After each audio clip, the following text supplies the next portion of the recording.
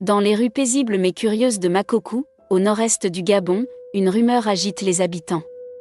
Une jeune femme du nom d'Amara, belle, élégante, mystérieuse, aurait épousé 3 hommes différents dans la même ville. Dans les échoppes, les salons de coiffure, les taxis-motos, on chuchote son nom comme une légende vivante. Qui est-elle vraiment? Et comment a-t-elle pu mener cette triple vie sans éveiller les soupçons? Amara est une femme de 27 ans, institutrice respectée dans une école primaire. Sa grâce naturelle cache un passé lourd et des décisions complexes. Elle habite un petit appartement discret en périphérie de la ville, seule, du moins en apparence. Personne ne connaît vraiment son quotidien hors des heures de classe. Le premier mari d'Amara s'appelait Idriss, un chauffeur de taxi-moto attentionné. Ils s'étaient rencontrés lors d'une panne de voiture. Leur mariage avait été célébré en toute simplicité, presque secret, dans le quartier des Boulous. Idriss était souvent en déplacement, ce qui permettait à Amara de préserver son double jeu. Jules, employé de banque, élégant et ambitieux, fut le deuxième homme à tomber amoureux d'Amara.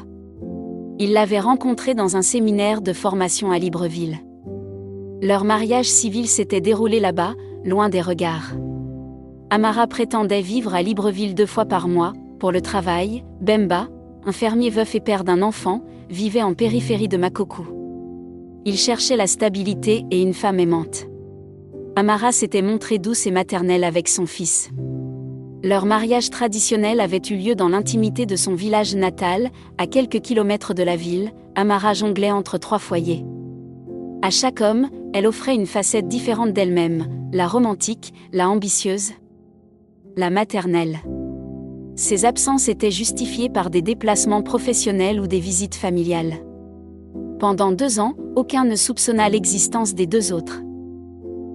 Une voisine, Madame Toko, une vieille femme bavarde, commença à remarquer les allées et venues étranges d'Amara. Elle avait vu Idriss, puis Bemba, entrer dans la même maison à une semaine d'intervalle. Elle décida d'en parler à une amie travaillant au marché. Les rumeurs se propagèrent vite. Un vendeur de cartes téléphoniques reconnut Amara dans 3 différents quartiers, toujours au bras d'un homme différent. Les langues se délièrent. La ville, petite, devenait soudain trop étroite pour tant de secrets. Idriss, alerté par un ami, commença à poser des questions. Il suivit Amara un soir, sans se faire remarquer. Il la vit entrer dans un autre quartier, bras dessus bras dessous avec un homme en costume, Jules. Son cœur se brisa. Idriss confronte Amara dans son appartement. Elle nie tout, parle d'un collègue, d'un malentendu. Mais il a vu, il sait. La colère monte. Elle pleure. Il quitte les lieux, jurant de ne plus jamais revenir. Quelques jours plus tard, Idriss se rend à la banque où travaille Jules et lui montre une photo d'Amara. Jules pâlit. Il reconnaît immédiatement celle qu'il appelle sa femme. Les 2 hommes réalisent qu'ils partagent la même épouse. Jules et Idriss décident de confronter Amara ensemble. Mais avant cela, ils veulent savoir si d'autres hommes sont impliqués. En menant leur propre enquête, ils découvrent l'existence de Bemba, le fermier. Un matin, Jules et Idriss se rendent chez Bemba. Le choc est brutal. Bemba, abasourdi, regarde les 2 hommes, la gorge serrée. Il appelle son fils, le serre contre lui, et murmure « Comment a-t-elle pu ?» Les 3 hommes envoient un message à Amara pour qu'elle vienne les voir d'urgence. Elle arrive au point de rendez-vous, sans se douter de ce qui l'attend. En découvrant les 3 hommes réunis, elle fige. Sous les regards des 3 hommes, Amara garde le silence. Elle baisse la tête, honteuse. Il lui reproche son mensonge, sa trahison. Elle ne tente pas de se défendre. Son secret est à présent exposé à tous. Amara se réfugie chez sa tante, bouleversée. Elle repense à son enfance difficile, un père absent, une mère décédée trop tôt, des promesses de bonheur qu'on ne lui avait jamais tenues. Elle avait cru pouvoir tout reconstruire, à sa manière. L'affaire fait la une d'un petit journal local, Makokou, une femme, 3 maris. Tout le monde en parle. Les voisins murmurent, les élèves à l'école évitent son regard. Amara devient une paria, l'école décide de suspendre Amara. Une institutrice doit être un exemple, dit la directrice. Sans ressources, sans foyer stable, Amara se retrouve à errer dans la ville, fuyant les regards accusateurs. un jeune journaliste nommé Élie Laborde. Il veut comprendre. Pourquoi 3 maris ? Lui demande-t-il. Pour la première fois, Amara parle. Pas pour se justifier, mais pour raconter. Elle veut que son histoire soit entendue, non jugée.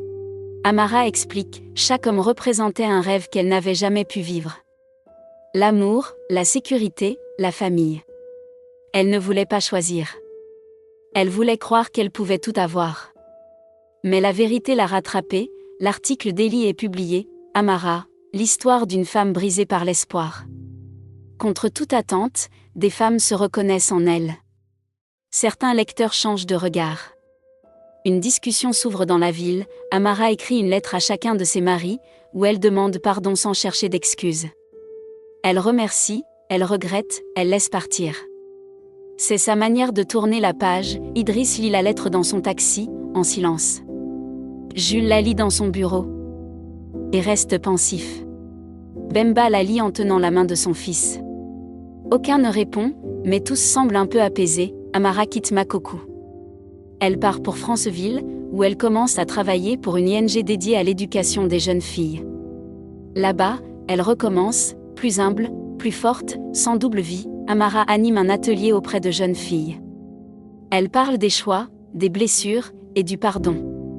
Les jeunes l'écoutent, captivés. Elle n'est plus un modèle parfait. Elle est humaine, et cela suffit. Un jour, elle croise Élie, le journaliste, venu pour couvrir un autre reportage. Il se sourit. Il lui demande « Tu vas bien ?» Elle répond « Je commence à l'être. » À Franceville, peu connaissent son passé. Et ceux qui le découvrent ne jugent pas. Amara apprend à vivre sans masque. Sans peur. Elle n'est plus définie par ses erreurs, mais par ce qu'elle construit. Assise au bord d'un fleuve, Amara écrit dans un journal intime. Elle y note « J'ai aimé 3 fois, j'ai menti, j'ai chuté. Mais je me suis relevée. Et j'existe encore. » Elle ferme le carnet et regarde l'horizon. Amara ne cherche plus à tout posséder. Elle enseigne, elle lit, elle rit parfois. Elle vit simplement, mais librement. C'est peut-être ça, la vraie victoire. À Makoko, l'affaire d'Amara est presque oubliée. Mais parfois, quand une femme marche seule, les anciens se demandent « Et si elle était comme Amara ?» Et dans ce silence, son histoire continue de vivre. Parfois, dans le calme de la nuit, Amara rêve des 3 hommes. Elle revoit leurs sourires, leurs promesses, leurs larmes. Mais au réveil, elle ne pleure plus. Ses souvenirs font désormais partie de son passé. Un passé qu'elle a accepté. Un jour, son téléphone vibre. C'est Bemba. Il appelle pour dire que son fils va bien. Et qu'il espère qu'Amara aussi. Sa voix est douce, paisible. Amara sourit, c'est peut-être le premier pardon sincère. Élie, le journaliste, lui propose d'écrire un livre à partir de son témoignage. Elle hésite. Puis accepte.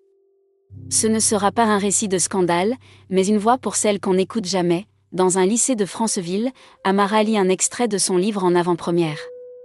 À la fin, une élève se lève et dit « Merci de ne pas avoir eu peur d'exister ». Amara retient ses larmes. Elle se sent vue, enfin. Amara écrit une lettre à la jeune fille qu'elle était. « Tu ne savais pas aimer, mais tu voulais aimer fort. Tu as menti, mais tu cherchais à vivre.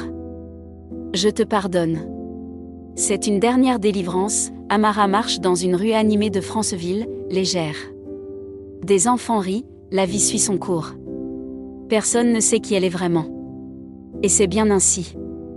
Parce que ce qu'elle devient ne se résume plus à une seule histoire.